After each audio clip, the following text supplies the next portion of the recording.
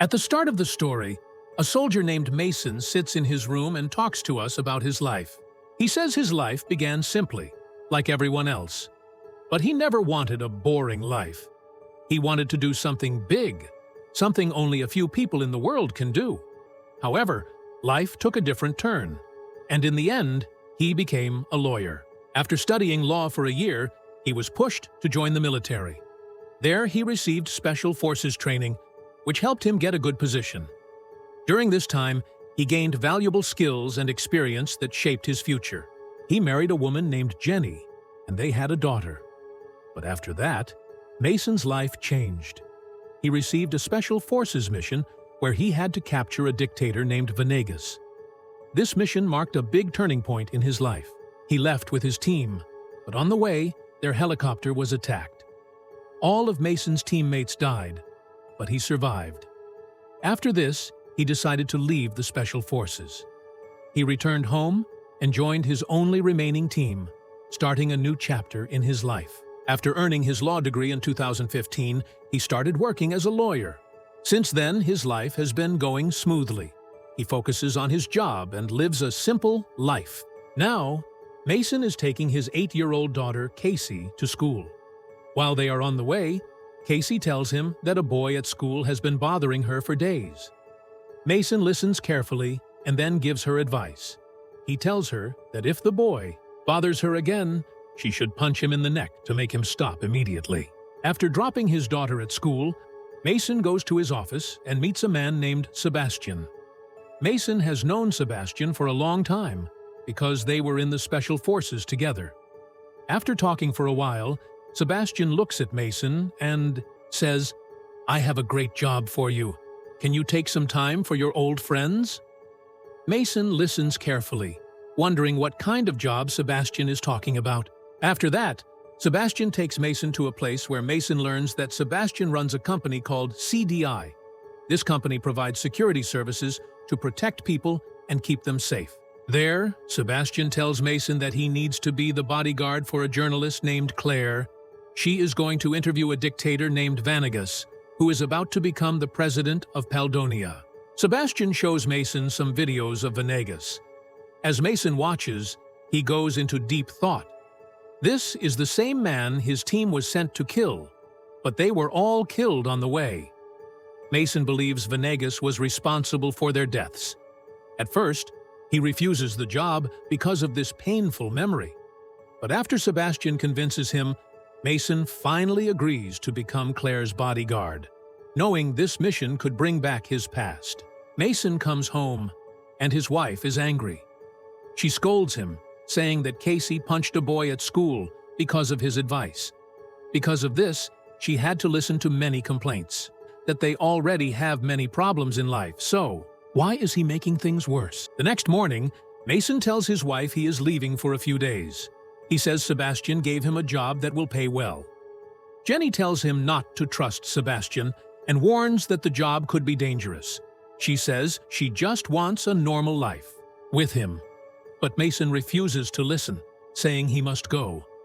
In the end, Jenny sighs and agrees, knowing she cannot change his mind. Mason leaves and meets journalist Claire. They both board a private jet to travel to Paldonia. While on the jet, they talk for some time and get to know each other. After a while, they finally land in Paldonia. There, Venegas is waiting to welcome Claire. Meanwhile, on the other side, Venegas' men stop Mason. They search him carefully and take away all his weapons, making sure he is unarmed before allowing him to continue. Mason, Claire, and Venegas sit in the car.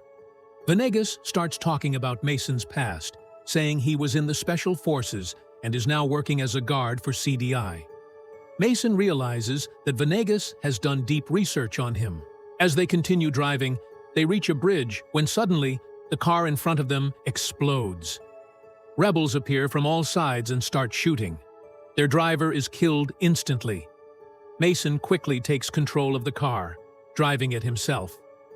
He rams into enemy vehicles one by one, killing many rebels in the process. The situation is intense, but Mason fights back with skill and determination. Who sent these rebels, and why are they attacking? After making sure they are all dead, he rushes to the security car and grabs a big gun. He turns to Claire and says, "We need to leave now. This place is too dangerous."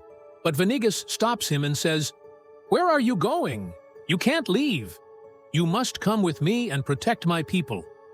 Mason looks at him and firmly replies, "It's not my job to save your people. My only duty is to protect Claire." Mason and Claire leave the area and move forward through the forest. After walking for a while, Claire becomes tired and sits down to rest. Suddenly, they realize that Venegas has followed them. As they talk, they discuss who could be behind the attack. Mason then takes a satellite phone from his bag and calls Sebastian. He informs Sebastian that they were attacked and are now in a forest far from the city. Sebastian reassures him, saying, "Don't worry, I have your location. I'll try to send help as soon as possible." After Mason hangs up the phone, Venegas looks at him and says, "Can you give me the phone? I need to make a call." Mason refuses. Venegas smirks and says, "You probably don't know who I am." Mason's expression hardens. Without hesitation, he pulls out his gun and points it at Venegas. "Do you realize I can finish you right here in one move?" Suddenly, Claire steps in between. "Stop! This right now! Just give him the phone!" Mason hesitates. Reluctantly, he hands the phone to Venegas, ending the argument for now. After this, Venegas calls his nephew George. The moment George hears his uncle's voice, he is shocked. It is then revealed that George was the one behind the attack on Venegas. He already knew that his nephew was the mastermind of everything. That's why he called George on purpose, to let everyone know that he is still alive. After finishing the call, Venegas hands the phone back to Mason. He then looks at Claire and Mason and says, "I already knew that my nephew was behind this attack. I also knew that the rebels had influenced him against me." He tells them to return to the capital. But Mason shakes his head and replies, "There could be danger there." Mason takes Claire and Venegas, leaves them there, and heads east. As he moves forward with Claire, he suddenly hears a gunshot. Looking ahead, he notices a helicopter approaching. Feeling relieved, he assumes that Sebastian has sent help. However, as the helicopter lands, two armed men step out while the chopper quickly takes off again. Realizing that the helicopter isn't friendly, without wasting time, he grabs Claire's hand and starts running. The armed men begin shooting at them. Bullets fly past them as they desperately try to escape. As they keep running, they reach a river. Without hesitation, they move forward through the water. The people in the helicopter fire a launcher at Mason and Claire. Before the attackers can reposition and strike again, Mason quickly stops, takes out his sniper rifle, and aims at the helicopter. He fires a shot, hitting the pilot directly. As soon as the pilot dies, the helicopter loses control. Seeing the danger, Mason and Claire immediately run as fast. After running for a while, Mason and Claire accidentally get separated. Claire finds herself alone, and when she realizes Mason is not nearby, she starts feeling scared. She calls out his name, hoping for a response. Meanwhile, the two men who had exited the helicopter are slowly approaching her. Claire spots one of them and quickly hides behind a tree. However, one of the attackers notices her and begins moving toward her. Just as he is about to reach Claire, Mason arrives, fights him, and kills him. Suddenly, the second man points a gun at them, ready to shoot. But before he can fire, Venegas appears and shoots him from behind, saving Mason and Claire's lives. At the same time, George arrives at the crash site with his men, thinking about how his plan failed. While he is lost in thought, another car arrives.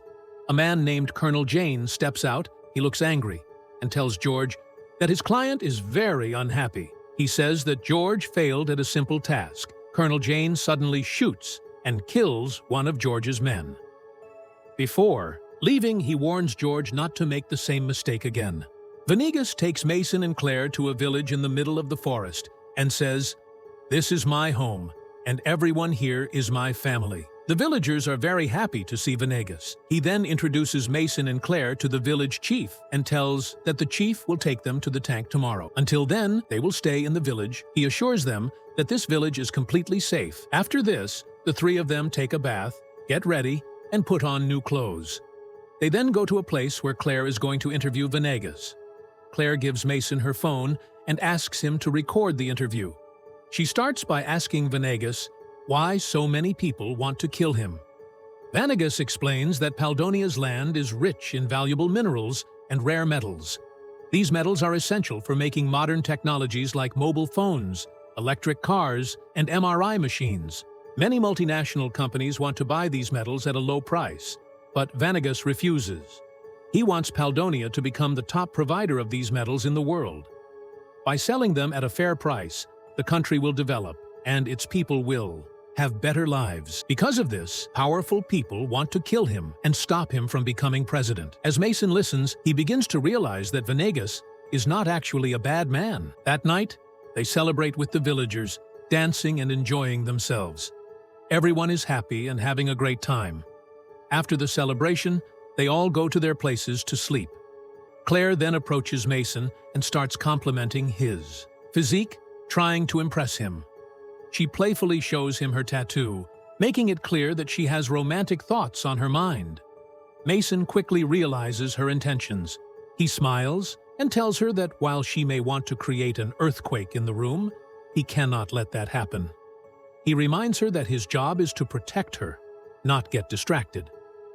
Claire understands and simply says goodnight. She then leaves and goes to sleep. The next morning, as soon as Claire wakes up, Mason tells her to get ready quickly because they need to leave. Just then, Venegas arrives and tells Mason that he is going to Santiago for the future of his people. He asks Mason to stay behind and help protect his people. However, Mason refuses and says that his job is to do what CDI sent him for. He adds that he cannot risk the life of a fellow citizen for someone else's people. Venegas listens, but then questions Mason. Why did CDI send only him? They could have sent someone else for the job. He then asks Mason whether this was all part of a bigger plan. Mason starts thinking deeply and then steps outside to call Sebastian. He asks, "Was I sent here only to protect Claire, or was there another reason? Tell me the truth." Sebastian replies, "Yes, there was another reason. Your real mission is to kill Venegas in his own home. Many countries have given us contracts to eliminate him. That's why we chose you for this job. This is also good for you because Venegas was responsible for your soldiers' deaths. Now go and take your revenge on him." Mason pulls out his gun and walks toward Venegas. But instead of killing him, he picks up his bag and tells Claire, "We need to leave quickly." Just then, Colonel Jane arrives with his men. Seeing them, Mason, Claire, and Venegas hide. Jane starts killing villagers one by one. Watching this, Venegas cannot stay hidden anymore. He steps forward, unwilling to let innocent people die because of him. Mason and Claire watch as he bravely faces Jane, knowing that the situation is dangerous and that they must act fast. As Venegas walks toward Colonel Jane, Claire urgently tells Mason, "If they kill him, they'll destroy the village too. We have to do something." Thinking quickly, Mason jumps onto a horse and tells Claire to take another. Before Venegas can reach Jane, Mason grabs him, puts him on the horse, and they ride away at full speed. Jane's men react immediately, chasing them in vehicles. Mason and Claire push their horses to run faster, trying to escape through the dense forest. Suddenly, Claire loses her balance and falls off her horse. Before she can recover, Jane's men grab her. Mason looks back and sees Claire being taken away. His first instinct is to fight, but he knows they are outnumbered. Instead, he turns to Venegas and says, "We need a real plan. Rushing in without thinking will only get us killed." Venegas, breathing heavily, watches helplessly as Claire is dragged away. They continue their journey and stop at a church for the night. Mason looks at Venegas and says, "Now I understand everything. I will help you." Venegas nods and asks, "Do you have your phone? I need to call an old friend, Lovato. He can help us." The next day, Lovato arrives and meets Venegas. Together, they make a plan to lure Colonel Jane to a specific location using Lovato. Later, Mason reaches that location and waits, prepared for Jane's arrival. Jane arrives with his men, bringing Claire with them. As soon as Mason and Jane see each other, they raise their guns, ready to shoot. Jane's men grab Claire and pull her aside. One of them points a gun at her head. Jane then says, "If you don't give me Venegas, I will kill Claire. Mason has no choice but to call Venegas. Venegas steps forward, but he is not alone. A huge crowd of civilians stands behind him. Their numbers are so large that Jane and his men start to feel outnumbered. The civilians rush in and attack Jane's men. Soon, all of Jane's people are defeated. Mason sees a chance to escape. He quickly runs away with Claire and Venegas, leaving the fight behind. Venegas leads them through a tunnel and says, "This secret path will take us inside my palace." They follow him and soon reach a room. Inside, they see George sitting there. George looks frightened when he sees Venegas. Venegas calmly speaks. To him, "Jane is using you. Once he gets what he wants, he won't let you live. Think carefully. I have no complaints against you. You are one of us, and we should work together for our country." George listens and finally understands. He nods in agreement, and the two men hug each other. A general enters the room, and as soon as he sees Venegas, he fires his gun. Mason quickly shields Claire, while Venegas pulls out his gun and shoots the general. But Venegas smiles and says, "Don't worry, my suit is bulletproof. That's why I'm still alive." They turn to George and realize he has been shot. When the general fired his gun, one of the bullets hit George. Now, George is lying in his uncle Venegas's lap, taking his last breaths. With a weak voice, he says, "I'm sorry, uncle." And then he dies. Venegas is heartbroken. Just then, Paldonian soldiers rush into the room, aiming their guns at them. Venegas quickly steps forward and says, "I am not your enemy. Colonel Jane is the real threat. He is putting all of us and our country in danger." The soldiers hesitate, listening to Venegas's words. Suddenly, Colonel Jane enters the room with his men, ready to attack. But before they can shoot, the Paldonian soldiers turn against Jane. Gunfire erupts from all sides, and the battle begins. Jane tries to stab Mason in the neck with a knife, but before he can, Claire arrives and hits Jane on the head from behind, knocking him unconscious. After that, Mason and Claire hurry downstairs. However, Jane's men are everywhere, and they start shooting from all directions. The number of enemies is overwhelming. Mason quickly grabs a gun and begins firing back, taking down his enemies one by one. Claire records everything on her camera and is amazed by Mason's fearless fighting. However, Jane's army is too large, and Mason realizes he can't defeat them all alone. Suddenly, Sebastian bursts through the gate with CDI soldiers. They rush inside and start helping Mason, fighting against Jane's men. With their support, Mason gains the upper hand, and Jane's forces are quickly defeated. Sebastian walks up to Mason, and Mason feels happy to see him. In the next scene, Claire shows all the videos she recorded on a news channel. Soon, the whole world learns the truth about Paldonia and who the real dictator was. Mason, Claire, and Venegas stand together, as Venegas is about to be declared the new president. Everyone is happy, and Venegas thanks Claire and Mason for their help. He then steps forward and gives a speech, which is broadcast all over the world. People everywhere praise Venegas and also recognize Mason's bravery. Meanwhile, Jenny sees Mason on TV and feels very happy. After returning home, Mason is overjoyed to reunite with his family. Life slowly returns to normal, and he enjoys peaceful days with his loved ones. One day, while Mason is spending time with his family, he receives a message from Venegas. Message says that he has sent a special gift for Mason. Mason quickly checks his bank account and is shocked to see that Venegas has transferred $5 million to him. Overwhelmed with joy, he returns to his wife and child and excitedly tells them, "Today, we will spend the whole day happily together." And with this heartwarming moment, the story comes to a happy end.